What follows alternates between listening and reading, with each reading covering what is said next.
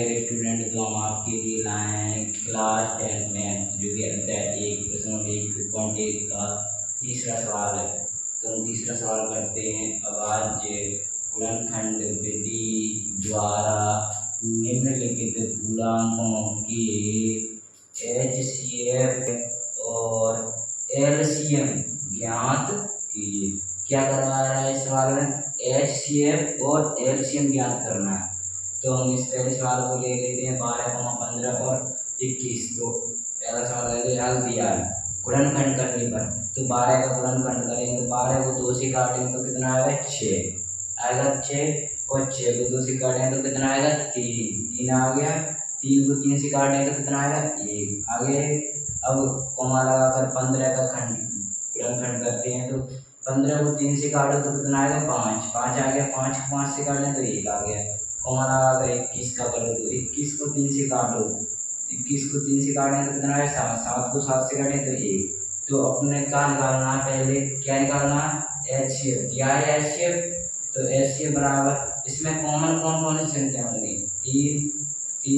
3 common है। इसमें क्या कॉमन है? तो एक क्या है? इसका HCF है।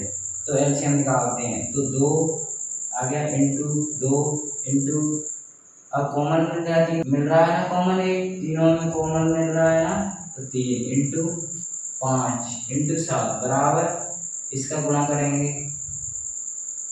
2 एकम 2 2 दूना 4 4 एकम 4 4 दूना 4 3 12 12 एकम 12 12 दूनी 24 12 4 12 5 60।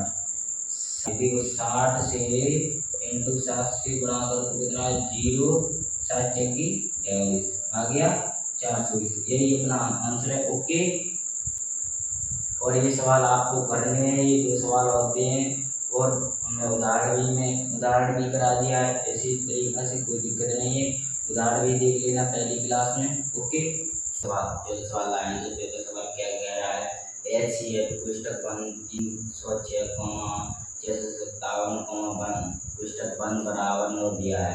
क्या दिया? HCF बराबर 9 दिया है। तो LCM 1 पुस्तक 1 306, 657 ज्ञात कीजिए। यहाँ क्या HCF दिया है 9 और तो LCM ज्ञात करना है। तो इसको मान लेते हैं पहली संख्या, इसको मान लेते हैं दूसरी संख्या। तो हल दिया है पहली संख्या इंटू दूसरी संख्या बराबर LCM इंटू HCF। तो पहली संख्या कितनी थी? 306 इंटू दूसरी संख्या कितनी थी? 657 बराबर LCM इंटू HCF कितना है? कितना दिया है? HCF दिया है 9, तो इंटू 9।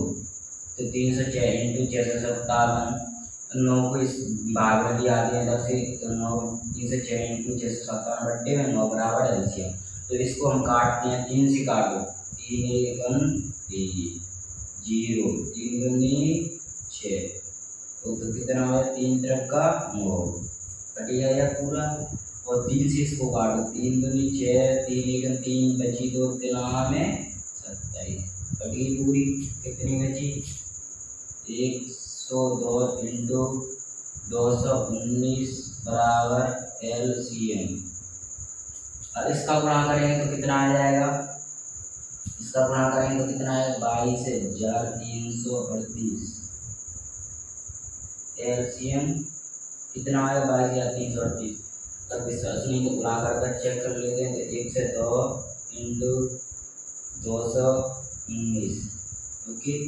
9 से करो 9 दूनी 18 1 तो 18 9 इंटू 201 इंटू 402, तो 8 3 9 4 3 अप्लाई 2 2 आ गया 22,338। तो ये अपना आंसर है 22,338 अपना आंसर है। क्या करवा रहा था इसमें? LCM। तो LCM कितना है? 22,338। ओके। सवाल है 5वां सवाल है। तो जांच कीजिए कि क्या किसी प्राकृतिक संख्या n की लिए संख्या 6 की घात n अंक 0 पर समाप्त हो सकती है? क्या पूछ रहा है?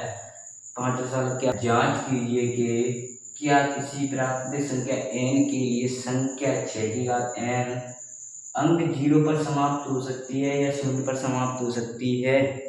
तो हम चलते हैं सवाल की तरफ। हल दिया है कि ये क्या दिया है, संख्या कितनी दी है, 6 की घात है। तो हम मान के चलते हैं 6 की घात 1 लेके चलते हैं, तो बराबर लगेंगे, तो 6 की घात 1 करेंगे ना, 6 1 ही आ गई, 1 घात है तो 6, तो 6 आ गई ना, 6 आ गई। 6 की घात 2 लेते हैं तो 6 की इंटू 6 तो कितना आ गया, 36 आ गया, ऐसे 36 आ गया। तो बाद में कितना आ रहा है, 6 ऐसे क्यू करेंगे इसका तो 216 आ गई, तो बाद में 6 आ रही है।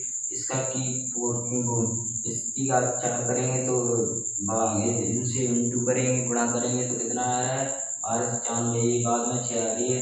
6 की घात 5 लेंगे तो यही इसका गुणा करेंगे तो बराबर कितना है, 736, बाद में 6 आ रही है। तो अतः हम कह सकते हैं, अतः संख्या 6 की घात n पर शून्य नहीं हो सकती है।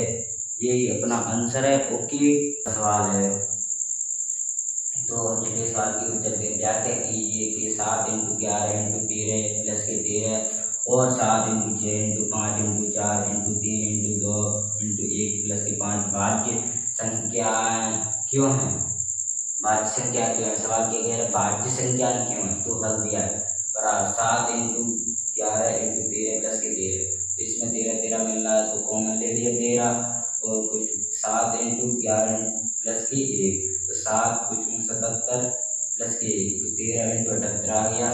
13 और 78 का गुणा करें तो 13 से भी विभाजित होगी और 78 से भी विभाजित, इसीलिए 7 × 11 × 13 प्लस के 13 भाज्य संख्या है। ओके, अब दूसरी इसकी तरफ चलते हैं। 7 × 6 × 5 × 4 × 3 × 2 × 1 प्लस के 5 भाज्य संख्या है।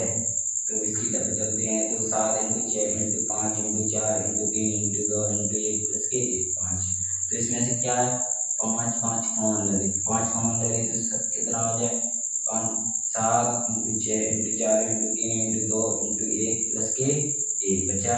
तो 5 क्वेश्चन में इससे गुणा करें तो कितना है, 1008 प्लस के 1, 5 × 1009 आ गया, 1009 इसका गुणा करेंगे तो ये 5 से भी विभाजित होगी और 1009 से भी विभाजित होगी ये कोई। तो इसीलिए 7 × 6 × 5 × 4 × 3 × 2 × 1 प्लस के 5 भाज्य संख्या है। ओके, यही अपना आंसर है। ओके डियर स्टूडेंट, समझ में आ गया। Hello good morning my dear student, तो हम आपके लिए लाइव क्लास 10 मैथ जो कि अध्याय 1.1 का लास्ट सवाल है, 7वां लास्ट सवाल। हम प्रश्नावली को इसी वीडियो में समाप्त करते हैं। 7वां सवाल क्या कह रहा है, किसी खेल के मैदान के चारों ओर एक वृत्ताकार पथ है। किसी खेल के चारों ओर एक वृत्ताकार पथ है। इस मैदान का एक चक्कर लगाने में सोनिया को 18 मिनट लगते हैं। इस मैदान का एक चक्कर लगाने में सोनिया को 18 मिनट लगते हैं, जबकि इसी मैदान का एक चक्कर लगाने में रवि को 12 मिनट लगते हैं। मान लीजिए वे दोनों एक ही समय पर चलना प्रारंभ करते हैं। मान लीजिए वे एक ही समय पर चलना प्रारंभ करते हैं, चलना प्रारंभ करते हैं, तो एक ही दिशा में चलते हैं। वे एक ही दिशा में चलते हैं, कितने समय बाद वे पुनः प्रारंभिक स्थान पर मिले। क्या कह रहा है, एक चक्कर लगाने में सोनिया को 18 मिनट लगे, रवि को 12 मिनट लगे हैं। तो हल दिया है, सोनिया द्वारा लिया गया समय 18 मिनट है और रवि द्वारा लिया गया समय 12 मिनट है।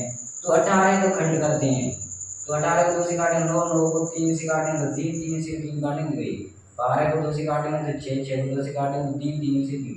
तो एलसीएम लेते हैं, तो देखो ये तो जोड़ा वाला है तो 1 जाए 2, तो 2 3 3 के 2 × 2 × 3, इसका 2 × 2 2 दूना 4, 4 × 4 4 2 4 3 12 12 -12 3 36 36।